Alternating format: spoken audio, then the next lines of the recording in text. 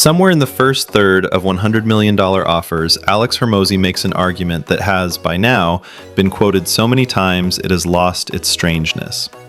He argues that the offer is more important than the marketing is more important than the funnel, and the product is the last thing on the list. To anyone trained on conventional business thinking, this is upside down. The product is supposed to be the foundation. Hormozi treats the product as a downstream concern. That single inversion explains why the book became one of the most influential business titles of the last 5 years. Founders quote it, operators carry it onto planes, agency owners hand it out as onboarding material, and in the last 2 years, a steadily growing share of its readers has been the group the framework was not built for. Founders of software-as-a-service companies. People whose economics depend almost entirely on what happens after the sale, applying a framework that ends at the sale. This is the part nobody is quite saying. This is the founder's bookshelf. 1 book a week, 1 sharp take, no fluff. If that sounds like your kind of channel, the subscribe button is your friend. $100 million Offers was published in 2021. It came out of a specific moment. The pandemic had just rerouted the world's discretionary spending into the internet. Coaching businesses, info product launches, agency models, and influencer-led education were compounding at rates that had never been possible at that scale. Hormozi himself had built and exited a gym business, then a gym licensing business, then a consultancy that worked across hundreds of similar operators. By 2021, he and his wife Layla had pivoted to acquisition.com, which would become both an investment vehicle and a content engine. The book is the distilled methodology from that decade of work. It is important to be precise about what kind of work it was. Hormozi was, almost without exception, operating in markets with one shared characteristic. The customer buys, the value is delivered in a defined window, and the relationship more or less ends.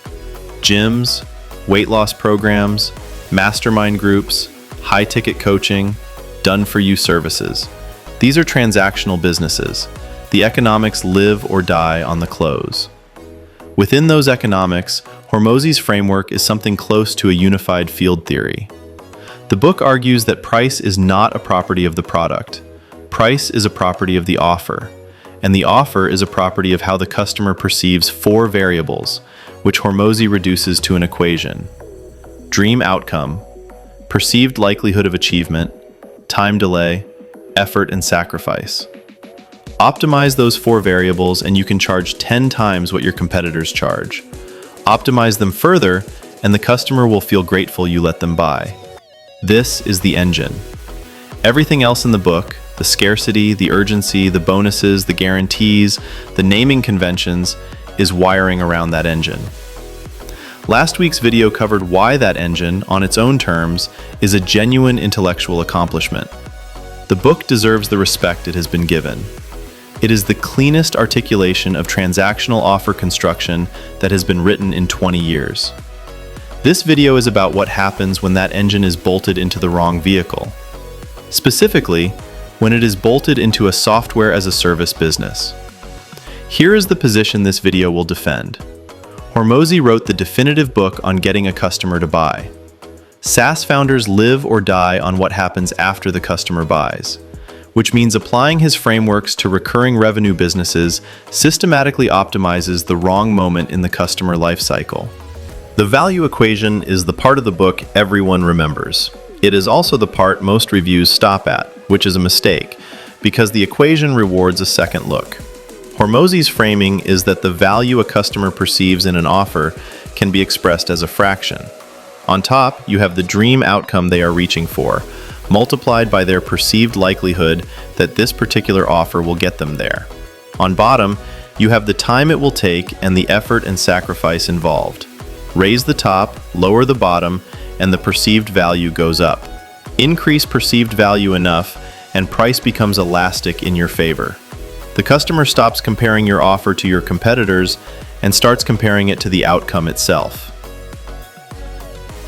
This is genuinely clever. It is also, on inspection, a description of a very specific kind of transaction. Every variable in the equation describes the customer's journey from purchase to outcome. The dream outcome is what they will have when it is done. The likelihood is their confidence that this offer is the one that will deliver it. The time delay is how long until they have it. The effort and sacrifice are what they will pay to get it, beyond money. The whole equation describes a single arc with a beginning and an end. Now consider what software as a service actually is.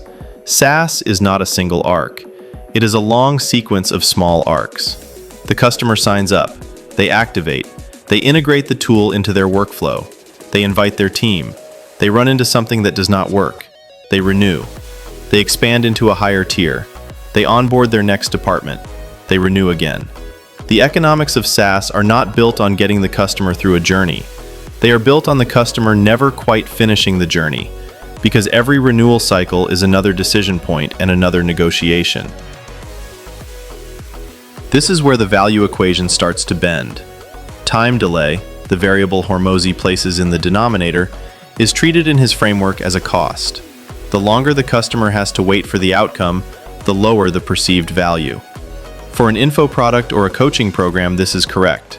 For SaaS, it is partially backwards. Some of the most valuable SaaS products in the world derive their stickiness precisely from the time the customer has invested in them. Salesforce becomes more valuable the longer your data lives there. Notion becomes harder to leave the more pages you have inside it. Figma's switching cost compounds with every file created. Time is not a cost in those equations. It is a moat. The value equation, taken at face value, optimizes for fast value delivery. SaaS, structurally, optimizes for accumulated value over time. These are not the same equation. They are not even pointing in the same direction. Hormozi does not say this. He does not need to. He is not writing about SaaS. But every SaaS founder who picks up the book and tries to apply the equation to their own business is, without realizing it, importing a set of assumptions about how value works that does not match the category they operate in. Open the book at random, and you will likely land somewhere in the offer construction chapters. Bonuses, guarantees, naming, urgency. These are the parts everyone quotes. The screenshots that circulate on social media almost always come from these sections. Which means almost no one talks about the chapter Hormozi places first, the chapter on markets. Before the book gets anywhere near constructing an offer, Hormozi spends a substantial opening section making the case that the offer does not matter if the market is wrong.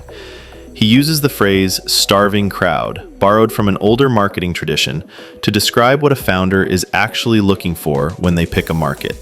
You are not looking for a problem people have. You are looking for a problem people are already desperate to solve, willing to pay to solve, and unable to ignore. If the crowd is starving, an average offer eats. If the crowd is comfortable, a perfect offer starves. Most founders, in his telling, agonize over the offer when they should have spent 10 times more time agonizing over the market. This section gets skimmed because most readers think they already know their market. They are a fitness coach for executives. They are an agency for dental practices. They are a SaaS for human resources teams. Market chosen, move on. Hormozi's argument is that this self-assessment is almost always wrong. The market most founders think they are in is a description. The market they are actually in is a behavior. A description is a category on a slide. A behavior is whether the customer is, at this moment, urgent. This is the section that, ironically, translates to SaaS better than the rest of the book.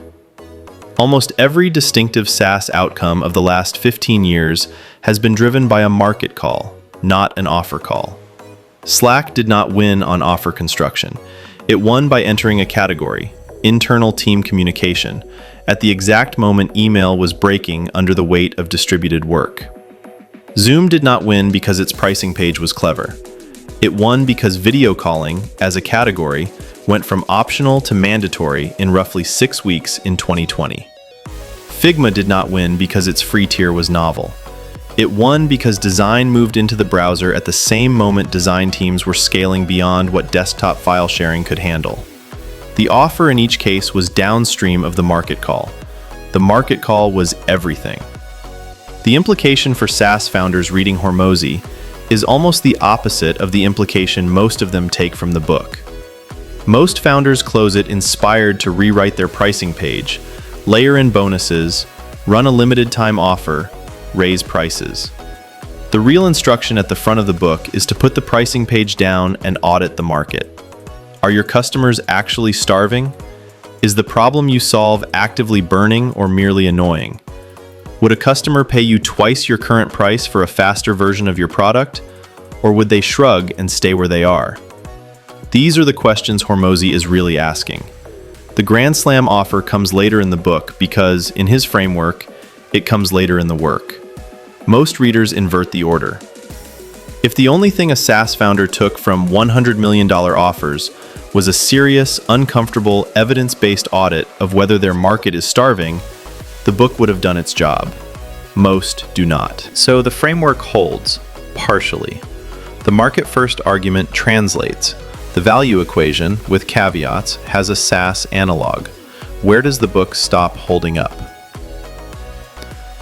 In a few specific places, all of which are predictable given when and for whom the book was written. The first is scarcity and urgency. Hormozi devotes significant space to scarcity, urgency, and the psychology of pressure-induced decisions. In his world, these are legitimate tools. A weight loss customer who does not feel urgency this Friday will not feel it next Friday either. A coaching client who is allowed to think about it forever never starts. The friction created by limited spots, countdown timers, and bonus expirations performs real work in those markets. In business-to-business SaaS, especially mid-market and above, these mechanics do something close to the opposite. A buyer running a procurement process sees a countdown timer as a tell. A chief financial officer sees a limited time bonus and reads it as instability. The trust economy in software purchasing has been shaped by a decade of vendor management horror stories, and the same psychological levers that close a gym member alienate a buyer with 12 other tools in their stack. This is not a flaw in Hormozi's writing. It is a category mismatch. The mechanics were forged for customers who decide once. They break for customers who decide forever. The second place is the assumption of founder control. Hormozi writes from inside a worldview where the founder controls the customer experience end to end. The offer is constructed, sold, delivered, and concluded under the founder's roof. In SaaS, this is rarely true. The product is built by a team. The customer experience runs through onboarding, customer success, account management, integrations, support, and renewals. Each of those is a different team with a different incentive. The offer is one slide in a much longer deck. Hormozi's frameworks do not anticipate the organizational complexity of delivering value through a distributed product over multiple years. They assume the founder is the company. In SaaS, the founder is, at best, the architect of the company that delivers value. The book is silent on the architecture. The third place, and the most significant, is the near total absence of retention. Net revenue retention does not appear in the book. Expansion does not appear. Logo churn does not appear. Activation, in the SaaS sense, does not appear. This is not a criticism. Hormozi was not writing a SaaS book.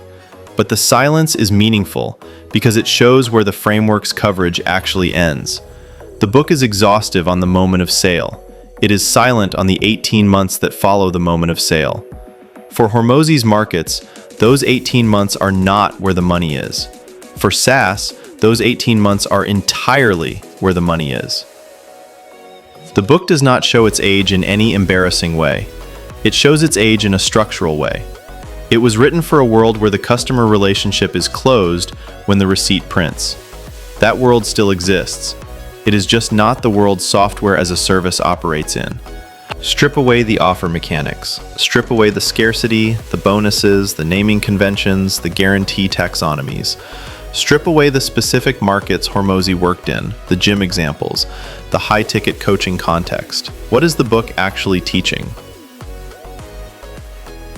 It is teaching something narrower and more useful than most readers register. It is teaching that markets buy on a specific axis. The job of the founder is to identify that axis and compete there ruthlessly. Everything else, the price, the features, the comparison points, the customer's stated preferences, is downstream of that single question: which axis is the customer actually deciding on? In Hormozi's world, the answer is consistent. The customer decides at the moment of the offer. The transaction is the axis. So the entire framework is built around compressing the maximum possible value into that single moment, because that is where the decision lives. The Grand Slam offer is not a sales technique. It is a recognition that in transactional markets, the close is the moment of truth, and everything else is preamble or aftermath. For SaaS, the axis is somewhere else entirely. The customer decides at activation. They decide at integration. They decide at renewal. They decide at expansion. They decide every time a new team member sees the tool and either adopts it or rolls their eyes at it. The decision is not a moment. It is a long sequence of moments, most of which happen after money has changed hands. This is what Hormozi's book is really teaching, once you read it correctly. Find the axis. Concentrate your value construction there. For his markets, that is the close. For your market, it might not be.